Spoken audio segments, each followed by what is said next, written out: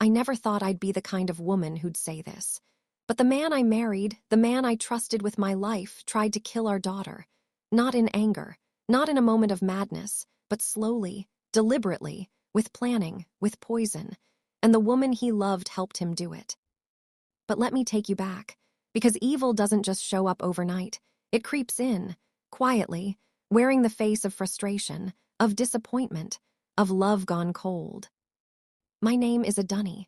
I live in Lagos, Victoria Island, to be specific.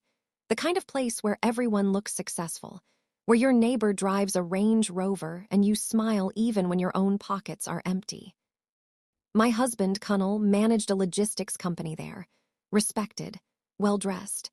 The kind of man who commanded attention when he entered a room. We met at church. He was charming, ambitious.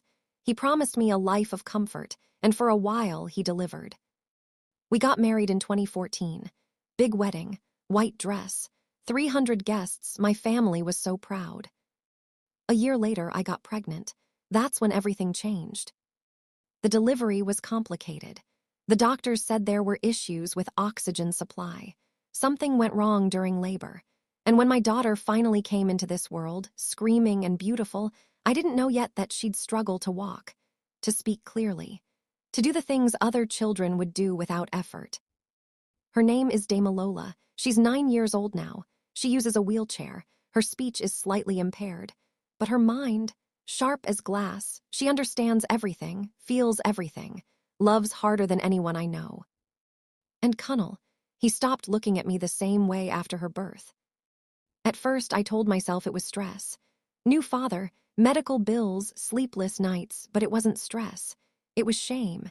He saw Damalola as a flaw, a mistake, a burden he never signed up for.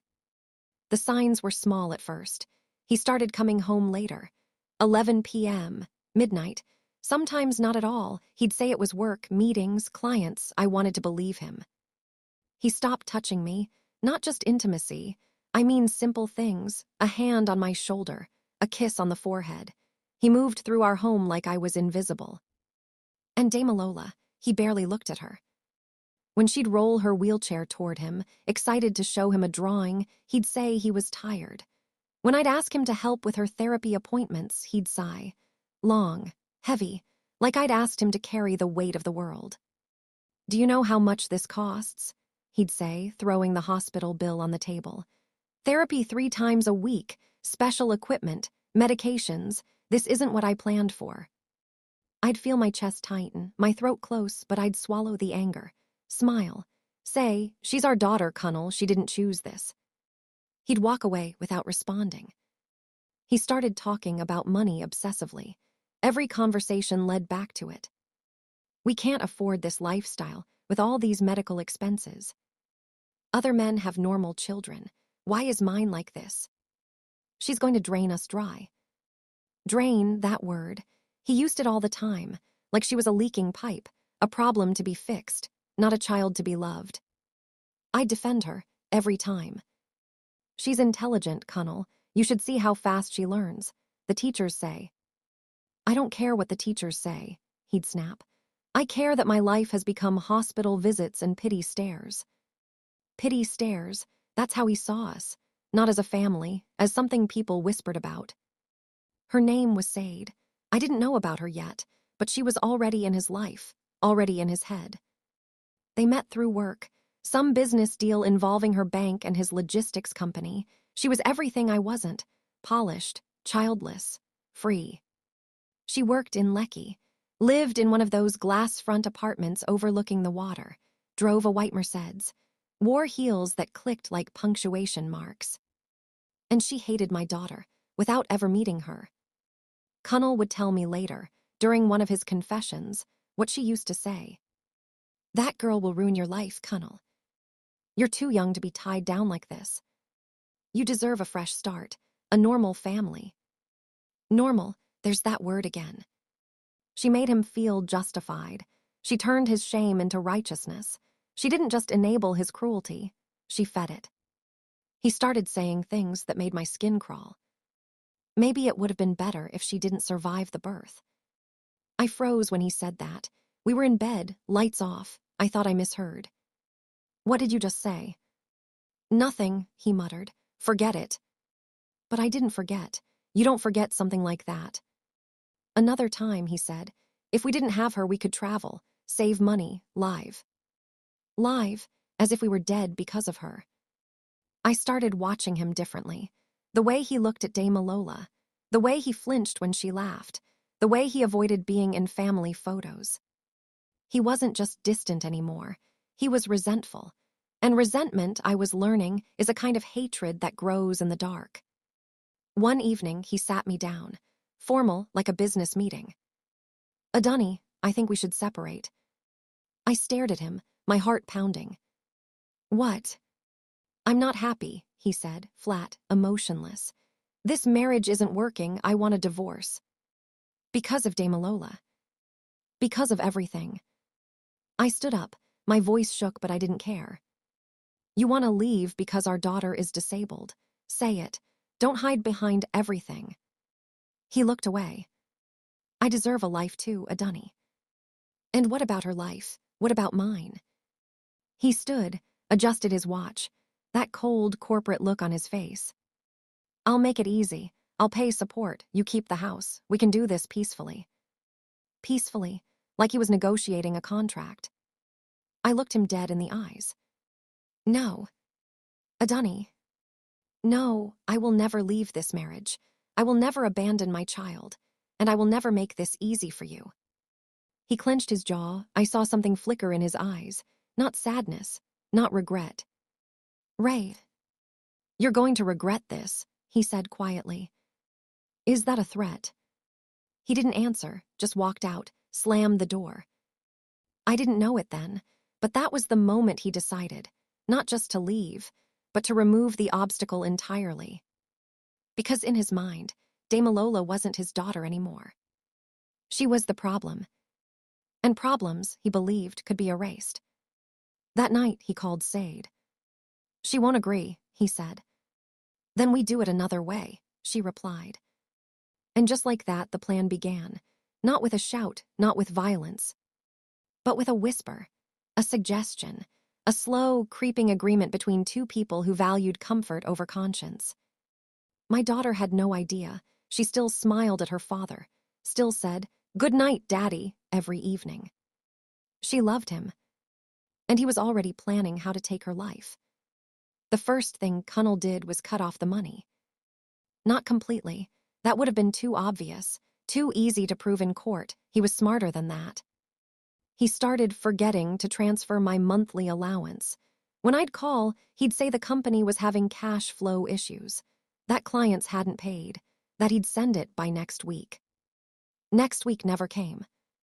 The therapy sessions for Dame Alola, he stopped paying, just stopped. The therapist called me 3 times before I understood what was happening. Mrs. Adunni, we haven't received payment for the last 2 months. We can't continue treatment until. I begged her for more time, promised I'd settle it, but I had nothing. I'd stopped working after Dame Alola was born. Cunnel insisted, said a mother should be home, that he'd provide everything. Now that everything was a weapon. When I confronted him, he turned it on me. You're bleeding me dry, Adunni. Do you know how much I've spent on that child? That child, not our daughter, not Dame Alola, that child.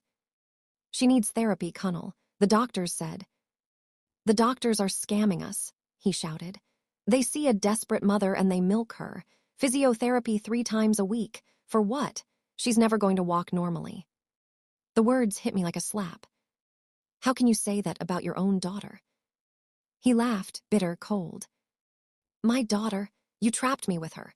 You knew something was wrong during the pregnancy and you didn't tell me. That's a lie. The complications happened during delivery. You were there.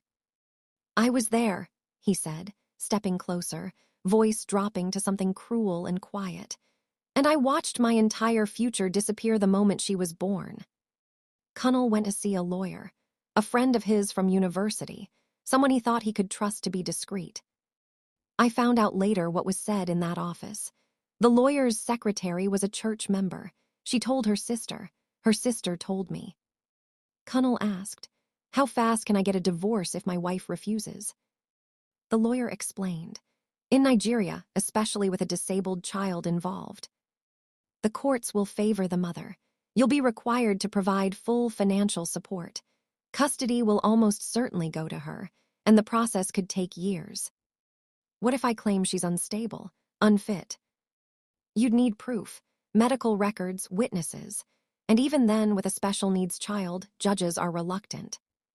Connell leaned back, silent, calculating. What if the child wasn't in the picture? The lawyer frowned. What do you mean? Connell backtracked quickly. Nothing, just thinking out loud. But the seed was planted, and it was already growing roots. Sade had been patient, for a while. But patience wasn't her strength. She wanted Connell completely. Not shared, not divided, not burdened. How long are you going to let that woman control your life? She asked one evening. They were at her apartment. Connell had told me he was working late. Again. She won't agree to the divorce, he said, sipping whiskey. Then force her. I'm trying. I've cut her off financially. She'll break eventually. Sade shook her head. You're thinking too small, Connell. As long as that child exists, she has leverage. Courts will protect her. Society will protect her. You'll be the villain no matter what you do. He looked at her. What are you saying? She paused, let the silence stretch, then spoke carefully. I'm saying some children don't live long, especially ones with medical complications. It's tragic, but it happens. He pulled away. That's insane, Sade. Is it, or is it the only way you'll ever be free? He didn't respond, didn't say yes, but he didn't say no either. And Sade saw that hesitation. She knew she had him. Connell became cruel, in ways I'd never imagined. He started calling Damalola names, not loudly, not in front of people, but in those quiet, cutting moments when it was just us. Move that wheelchair out of the way. It's always blocking everything. Can't she eat quietly? That sound is annoying. Why does she have to be in the living room? Put her in her room. Damalola would look at me with those big, questioning eyes. Mummy, why is Daddy always angry? What do you tell a 9-year-old? That her father resents her existence, that he sees her as a mistake. He's just stressed from work, baby. He still loves you. But I didn't believe it anymore, and I don't think she did either. One Sunday after church, a family friend approached us. Connell Adunny, and this must be Damalola, she's gotten so big. The woman bent down, smiling warmly at my daughter. Hello, sweetheart, how are you? Damalola smiled back, her speech slow but clear. I'm fine, Ma, thank you. Connell grabbed my arm, hard. We need to go. But we were just. Now Adunny. He pushed the wheelchair toward the car. Fast, rough, Damalola gripped the armrests, startled. In the car, he exploded. Stop parading her around like she's normal. She is normal, Connell, she's just. She's not, and everyone stares, they pity us. I'm tired of being pitied. I turned to look at Damalola. She wasn't crying. She just stared out the window, blank, like she was disappearing inside herself. That's when I knew. She was starting to believe what he said, that she was a burden, that she was wrong. And I hated him for it. Sade gave him an ultimatum. I'm not waiting anymore, Connell. Either you handle this situation or I'm done. Sade, please, I'm trying. Trying isn't enough. I've put my life on hold for you. I've kept a secret. I've been patient. But I won't be the side piece forever. I deserve a real marriage, children of my own, a husband who isn't chained to a broken family. Connell felt the walls closing in. He was losing control. His wife wouldn't leave. His mistress was threatening to walk. His money was tight, his reputation fragile. What do you want me to do? He asked, desperate. She reached across the table, took his hand. I know someone, a pharmacist, very discreet. He pulled his hand back. Sade, no, I can't. You can, and you will, because if you don't, you'll lose me, and you'll be stuck in that miserable house forever. He sat in his car for an hour that night, just staring. Inside, I was helping Dame Lola with her homework, laughing at something she said. Normal, peaceful. He could have walked in, could have chosen us, could have ended the affair, faced his shame, and rebuilt. But he didn't. He picked up his phone, typed a message to Sade. Okay, set it up. 3 words, that's all it took. 3 words to decide that his daughter's life was worth less than his comfort. 2 days later, Sade met with her contact, a man who worked at a private pharmacy in Surrey. She didn't tell him the full plan, just said she needed something untraceable for a difficult situation. He gave her a small vial, clear liquid, odorless, tasteless. Mix it with anything acidic, juice, yogurt. The symptoms will look like severe food poisoning, organ distress. If the dosage is right, it's fatal within 48 hours. She paid him in cash, no receipt, no paper trail. That evening, she handed it to Cunnel in a hotel room. One chance, she said, don't waste it. He held the vial like it might burn him. What if someone finds out? No one will. Children with disabilities die from complications all the time. The hospital will assume it's related to her condition. The next evening, Cunnel came home early, for the first time in months. He was carrying shopping bags. I brought some things for Damie, he said, using the nickname he hadn't used in years. I was stunned. What? I've been thinking. I've been too hard on her, on both of you. I want to try again. Part of me wanted to believe him, wanted to believe people could change. But something felt wrong. What did you buy? He pulled out yogurt, special imported brand, Dame Lola's favorite flavor, and a bottle of mango juice. I know she loves these. Thought I'd spend some time with her tonight, maybe help with her dinner. I should have said no, should have trusted my instinct. But I was tired, so tired of fighting alone. Okay, I said quietly, she'll be happy. He smiled, but it didn't reach his eyes. And as he walked toward Dame Lola's room, I had no idea I'd just handed my daughter to the man who wanted her dead. I watched from the kitchen as Cunnel entered Dame Lola's room. She looked up from her coloring book, surprised. She wasn't used to seeing him there, not anymore. Daddy. Hey, princess, he said, his voice artificially sweet. I brought you something special. He held up the yogurt and juice like trophies. Her face lit up. That pure, innocent joy that children have when a parent shows them attention. My favorite, thank you, Daddy. My chest felt tight watching them. I wanted this to be real, wanted him to have changed, to have remembered that this was his child, his blood. Let me help you eat, he said, sitting on her bed. She giggled. I can feed myself, Daddy. I'm not a baby. I know, but let me spoil you tonight like old times. Old times? When did those exist? I couldn't remember him ever feeding her, not even when she was small. What I didn't see was what happened next.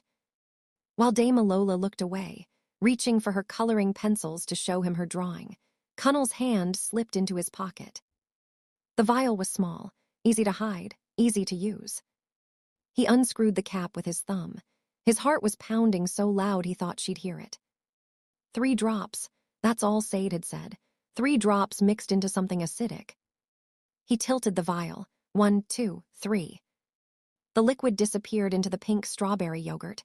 No trace, no smell, no evidence. He stirred it quickly with a spoon. Here, Damie, open up. She turned back to him, smiling, trusting. And she ate. I was in the living room when Cunnel came out. She's eaten. I gave her the juice too. She's happy. I looked at him, searching his face for something. I don't know what. Guilt, regret, humanity. Thank you, I said quietly. He nodded, checked his watch.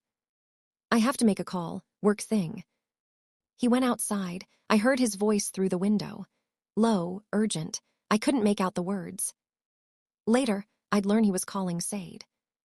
It's done. How long? She asked. She said symptoms start in 2 to 4 hours. Severe by morning. Good, stay calm, act normal. When it happens, you need to seem devastated. I know. Cunnel, this is the only way, remember that. He hung up, stared at the house. For a moment, just a moment, his face crumpled, like he might cry, like he might run back inside and force her to vomit everything up. But he didn't. He straightened his shoulders, wiped his face, and walked back inside. It started at 10 p.m. I was getting ready for bed when I heard her call out. "Mummy." Her voice was weak, wrong. I rushed to her room. She was sitting up in bed, one hand on her stomach, her face pale. "I don't feel good." "What's wrong, baby?" "My stomach hurts, and I feel hot." I touched her forehead. She was burning up. "Cunnel," I shouted. "Cunnel, come here." He appeared in the doorway, rubbing his eyes like he'd been asleep. But I saw it. That flash of something in his eyes, anticipation. "What's wrong?" "She has a fever and stomach pain." "Probably something she ate," he said casually, too casually. "We need to watch her. Help me get the thermometer." By 11 p.m., she was vomiting. Violent, painful, her small body convulsing with each wave. "Mummy, make it stop," she cried between heaves. "Please make it stop." I held her, helpless, terrified. "Cunnel, we need to take her to the hospital."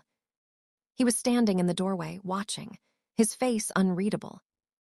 "It's probably just food poisoning. Let's wait until morning."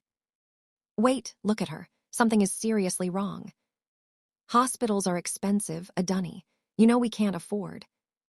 "I don't care, get the car." For a moment, I thought he'd refuse, thought he'd find another excuse to delay. But then Dame Alola vomited again. This time, there was blood in it. Everything stopped. I sat in the back seat, holding Dame Alola against my chest. She was shaking, her breathing shallow and rapid. "Stay with me, baby, stay with me." Cunnel drove in silence. I watched him in the rearview mirror. His jaw was tight. His hands gripped the wheel. Was he worried? Or was he hoping we wouldn't make it in time? We pulled up to a private hospital in Aisha, the one we'd been to before for her therapy. I screamed for help before we even got through the doors. "Please, my daughter. She's been poisoned or something, I don't know, please help her." Nurses came running with a stretcher. They lifted her from my arms. "What did she eat?" one of them asked. "Yogurt, juice, that's all, just yogurt and juice." They took her straight to the ICU. A doctor came out 20 minutes later. His face was grave. "We need to run tests immediately. Her vital signs are extremely unstable. Heart rate elevated, blood pressure dropping, evidence of severe gastric distress and possible organ involvement." "What does that mean?" I asked, my voice breaking. "It means we don't know what's causing this, but her body is shutting down. We need your permission to begin aggressive treatment." I signed everything, didn't read it, didn't care. "Save her, please. Do whatever you have to do." Cunnel stood beside me, silent. When the doctor left, I turned to him. "How is this happening? She was fine yesterday, she was fine." "I don't know," he said, but he wouldn't look at me. We waited through the night. I prayed, out loud, desperately, bargaining with God. "Take anything from me, anything, but not her, please not her." Cunnel sat 3 chairs away, on his phone, texting. I didn't know who, didn't ask. It was Sade, checking in, making sure her plan was working. At 4 a.m., a doctor emerged. "She's stabilized, barely. We've pumped her stomach and started IV fluids, but she's not out of danger yet." "What's wrong with her?" "We suspect severe poisoning. We've sent blood samples to the lab. We should know more by morning." Poisoning. The word hung in the air like smoke. I went to the bathroom around 6 a.m., exhausted, numb. When I came back, I heard Cunnel's voice. He was around the corner, on the phone again. I stopped, listened. "If she dies, everything ends tomorrow." My blood went cold. If she dies. Not if she doesn't make it. Not if we lose her. If she dies, everything ends. Like it was a problem being solved, a contract being closed. I stepped around the corner. He saw me, His face went white. "I have to go," he said quickly into the phone and hung up. "Who were you talking to?" I asked, my voice low and dangerous. "Work, just work." At 6 in the morning, about our dying daughter. The doctors said if she survived the next 12 hours, she'd make it. I stayed by her bed, holding her small hand, watching her chest rise and fall with the ventilator. Cunnel left, said he needed to go home and shower, change clothes. But something had shifted in me, that phone call, that coldness. I started replaying the last 24 hours, the sudden kindness, the special yogurt he'd never bought before, his reluctance to bring her to the hospital, his calmness while she suffered. And then I remembered, he'd fed her himself, insisted on it. My daughter didn't just get sick. Someone made her sick. And the only person who'd been alone with her food was my husband. The man who wanted a divorce. The man who called her a burden. The man who said she'd ruined his life. I looked down at Dame Alola, tubes in her nose, machines breathing for her. And I knew. This wasn't an accident. This was attempted murder. By noon the next day, something miraculous happened. Dame Alola's vitals stabilized. Her breathing improved. The doctors reduced the ventilator support. The lead physician, Dr. Okonkwo, came in shaking his head. "I don't understand it. Based on the toxin levels in her blood, she shouldn't have survived the night. But she's fighting. She's actually fighting." I kissed her forehead, tears streaming down my face. "That's my girl. That's my strong girl. Mrs. Adunni, I need to ask you something. The lab results show traces of a substance we don't typically see in food poisoning cases.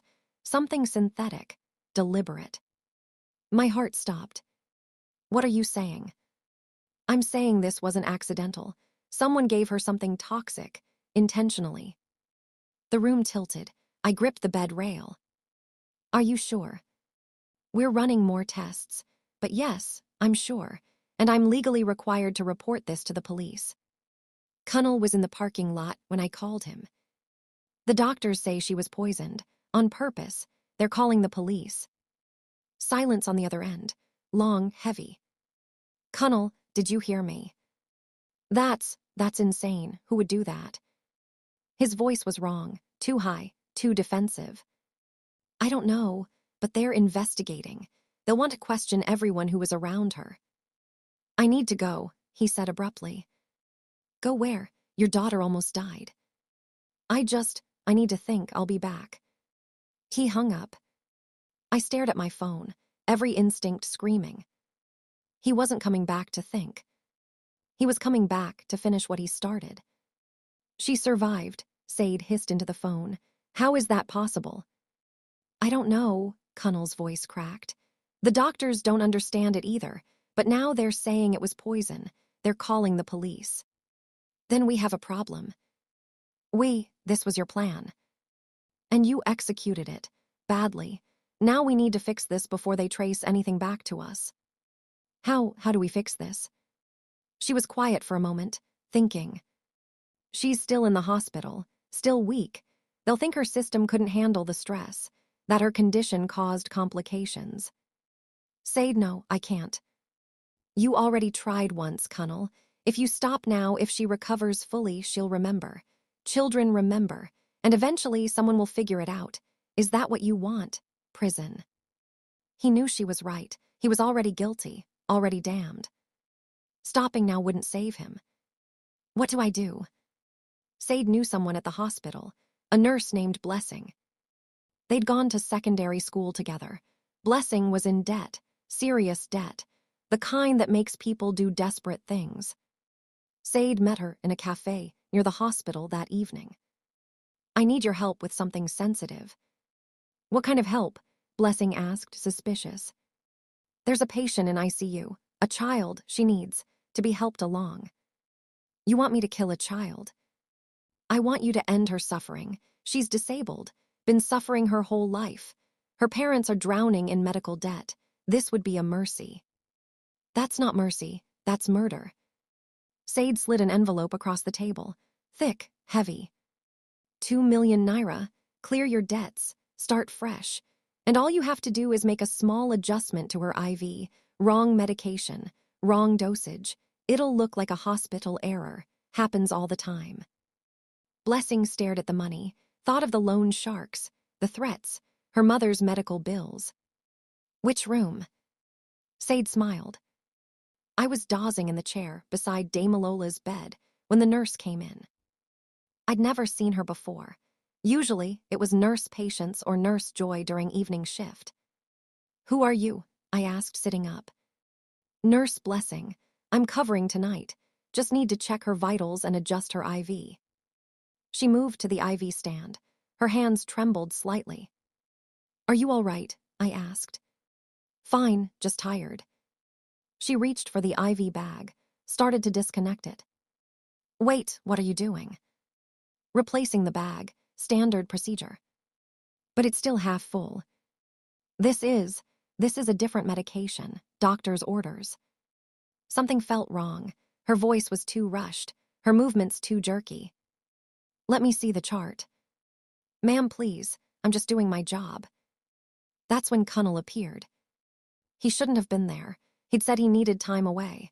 But there he was, walking toward the ICU at 8 p.m. And then I saw her. A woman, elegant, expensive handbag. Following a few steps behind him. They didn't acknowledge each other, but I saw it. The way he glanced back, the way she nodded. Who was that woman? I stood up, leaving the nurse at the IV stand. Cunnel. He froze, saw me through the ICU window. The woman turned and walked quickly toward the elevator.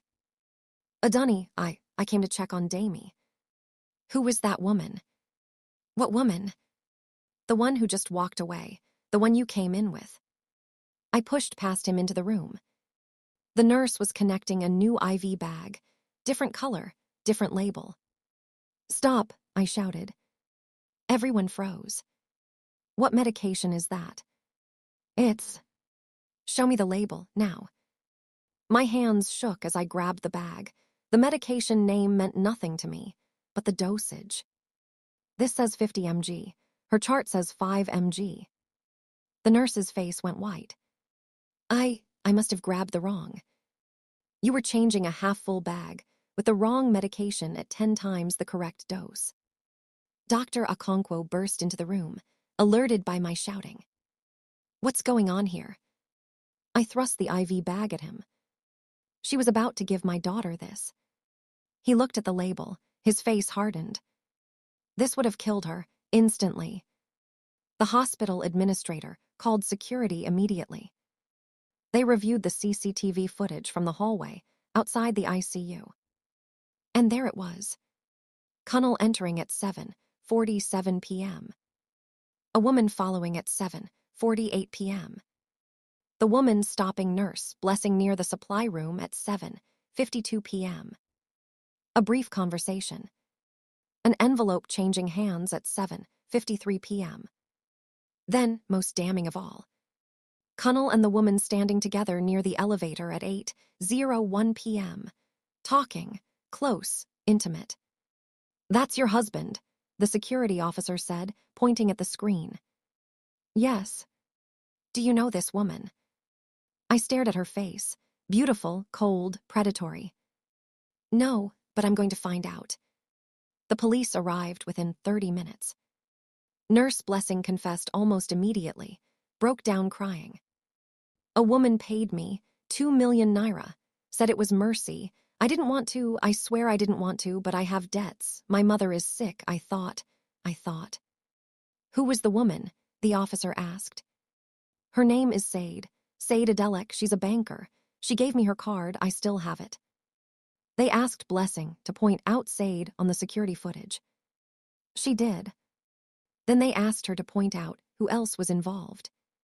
She hesitated, looked at me, looked at Cunnel standing in the corner. Him's the father, he came with her. They planned it together. Everything stopped. Mr. Cunnel Ademi. He backed up, hands raised. This is a misunderstanding. I didn't. You're under arrest for conspiracy to commit murder and attempted murder. You have the right to remain silent. The officer moved forward with handcuffs. Cunnel looked at me, really looked at me, and for the first time I saw it. Not regret, not remorse. Fear. You tried to kill her, I said quietly. Twice. Dunny, please, you don't understand, I was trapped. Sage, she. Don't say my daughter's name again, ever. They cuffed him, led him away. People stared, whispered, phone cameras appeared. A respected businessman, arrested for trying to murder his disabled daughter. They caught Sade at the ground floor, trying to leave through the emergency exit. She fought, screamed, claimed innocence. But the evidence was clear. The security footage, the nurse's confession, the poison vial still in her apartment. They took her too. And I stood there, in the middle of that hospital corridor, surrounded by chaos. My daughter was alive. Her father was in handcuffs. And for the first time in months, I could breathe. The investigation moved quickly once Nurse Blessing started talking. She gave them everything. The cafe where Sade met her, the exact amount of money, the instructions. She even led them to Sade's apartment where they found the vial, still half full, still deadly. The pharmacist who provided it was arrested within 48 hours. He confessed too, said Sade had paid him 50,000 naira, said he thought it was for pest control. But the text messages told a different story. They recovered Cunnel's phone, Sade's phone. Months of planning, months of hatred documented in digital ink. That child is destroying your life. I can't marry you with her in the picture. There are ways to handle this, quiet ways. Once she's gone, we can finally be together. Every message, every call, every piece of evidence screaming premeditated murder. Dame Lola woke up fully 3 days after the arrests. Her first words were, "Where's Daddy?" My heart shattered. How do you tell a 9-year-old that her father tried to kill her? That the man who should have protected her wanted her dead? He's not here right now, baby. Is he angry at me again? No, sweetheart, listen to me. None of this was your fault, none of it. You are perfect exactly as you are, you understand. She looked at me with those wise, knowing eyes. Eyes that had seen too much pain for someone so young. He didn't want me anymore, did he? I couldn't lie to her. He got lost, Damie. He forgot what was important, but that's his failure, not yours, never yours. She was quiet for a long time. Then she said something that broke me. I'm glad I'm alive, Mummy. I'm glad you didn't let me go. The case became national news. Businessman attempts to murder disabled daughter for mistress. Lagos man and lover poison 9-year-old girl twice. The evil that wears a suit. How far will people go for love? Every newspaper, every blog, every radio station. Cunnel's company fired him immediately. His face was everywhere. His name ruined. His family came to see me. His mother, his sisters. Please, Adunni, he made a mistake. Don't destroy him. I looked at his mother. This woman who had watched me struggle alone, who had never once offered to help with Dame Lola's care. He tried to kill your granddaughter, twice, and you want me to protect him. She had no answer. Sade's lawyer tried to paint her as a victim. My client was manipulated by Mr. Adami. He told her the child was suffering, that ending her life would be merciful. She believed she was helping. The prosecutor stood, calm, deadly. Your client bribed a nurse with 2 million naira. She provided the poison. She accompanied the defendant to the hospital for a second murder attempt. This wasn't mercy. This was greed. They showed the text messages. Sade's own words. Once that child is gone, we can have the life we deserve. The courtroom gasped. Sade's head dropped. Her expensive lawyer couldn't spin that. When Cunnel took the stand, he looked like a different man. Prison had stripped away the polish, the confidence, the arrogance. He looked broken. Mr. Adami, the prosecutor began, did you poison your daughter? Long silence. Yes. Did you attempt to have her killed a second time in the hospital? Yes. Why? His voice cracked. Because I was weak, because I was selfish, because I wanted a different life and I couldn't have it with her in the way. In the way, you saw your disabled daughter as an obstacle. Yes, God forgive me, yes. The prosecutor held up a photo, Dame Lola in her wheelchair, smiling, holding a drawing. This is the child you tried to murder. Do you have anything to say to her? I'm sorry, I'm so sorry. But the words meant nothing. You can't apologize for trying to take someone's life. Twice. Sorry doesn't bring back trust, doesn't erase trauma. Sorry is just a word people say when they're caught. The judge was a woman, a mother herself. You could see the disgust in her eyes. I have presided over many cases in my career. Theft, assault, even murder. But this represents a level of depravity that chills me to my core. She looked directly at Cunnel. You were given a gift, a child. Yes, she had challenges, but she was yours to love, to protect, to cherish. Instead, you saw her as disposable. Ms. Adelek, you enabled and encouraged this evil. You saw a vulnerable child as an inconvenience to your romantic aspirations. You commodified human life. She picked up her gavel. Cunnel Adami, you are hereby sentenced to 25 years imprisonment for attempted murder and conspiracy to commit murder. No possibility of parole for 15 years. The gavel struck. Said Adelek, you are hereby sentenced to 20 years imprisonment for conspiracy to commit murder, bribery, and accessory to attempted murder. Another strike. Visual. Cunnel's face, realization hitting him. He'll be an old man when he gets out. He turned to look at me in the gallery, mouthed something. I didn't read his lips, didn't care. I looked down at Dame Lola, sitting beside me in her wheelchair. She squeezed my hand. The divorce was granted immediately. No contest, no negotiation. Full custody to me, permanent restraining order against Cunnel. The court also ordered compensation. 5 million naira for medical expenses, 10 million for emotional trauma. Cunnel's family had to sell assets to pay. His house, his car, everything. Is it over, Mummy? Dame Lola asked as we left the courthouse for the last time. Yes, baby, it's over. Do I have to see Daddy again? Not unless you want to, and you never have to want to. She nodded, then said something that showed me how strong she really was. I don't think I want to. He stopped being my daddy when he chose to hurt me. 9 years old, and wiser than most adults. We moved, couldn't stay in that house, too many ghosts. I found a smaller place in Surrey, 2 bedrooms, bright, safe. I got a job, remote work, customer service. It wasn't much, but it was mine. I was no longer dependent, no longer trapped.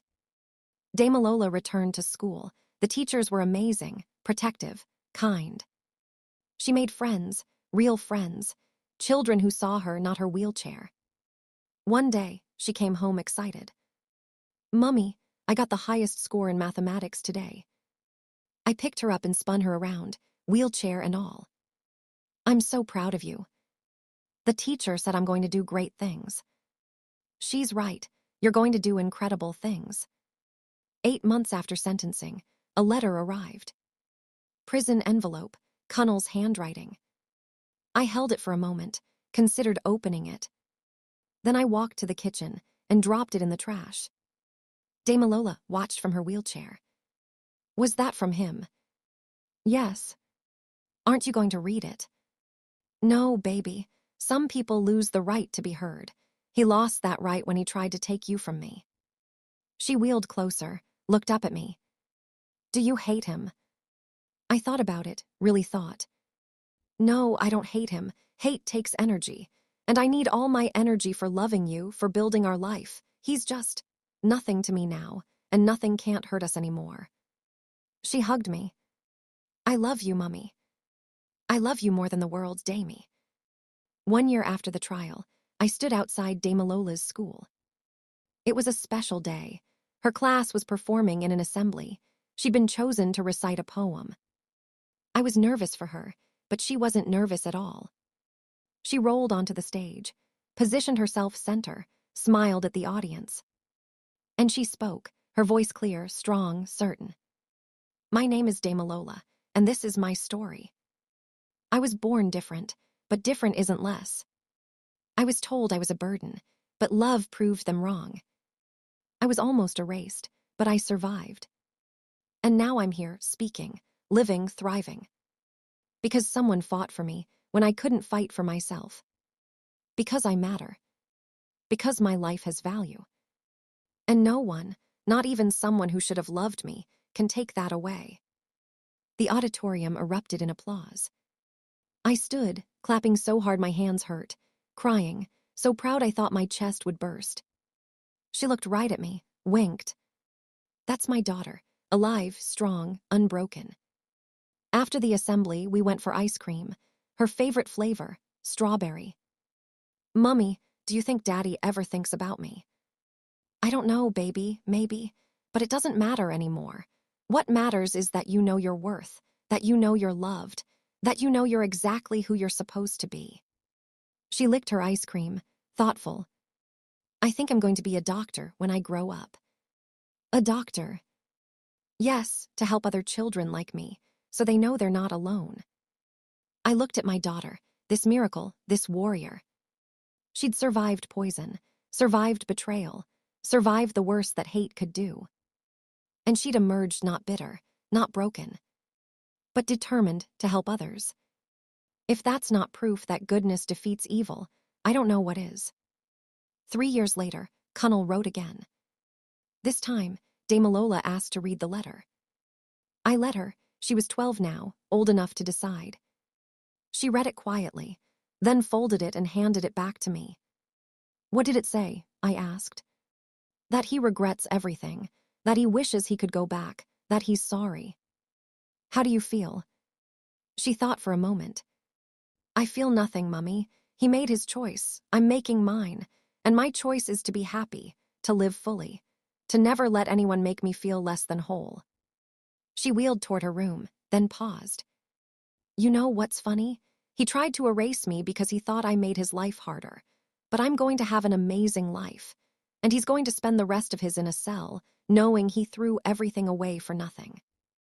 She smiled, not cruel, just truthful. That's justice, isn't it? Yes, baby, that's justice. This happened. Damalola went on to become a pediatric advocate, speaking at conferences about disability rights and child protection. Cunnel remains in prison. His parole was denied. Sade served her sentence and was deported to the UK, where she lives in obscurity. Adunni remarried 5 years later to a man who loves both her and Damalola unconditionally. This is a true story about how hate destroys the hater and love preserves the loved.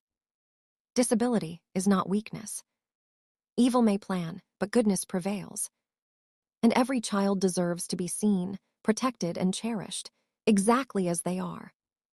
End of story.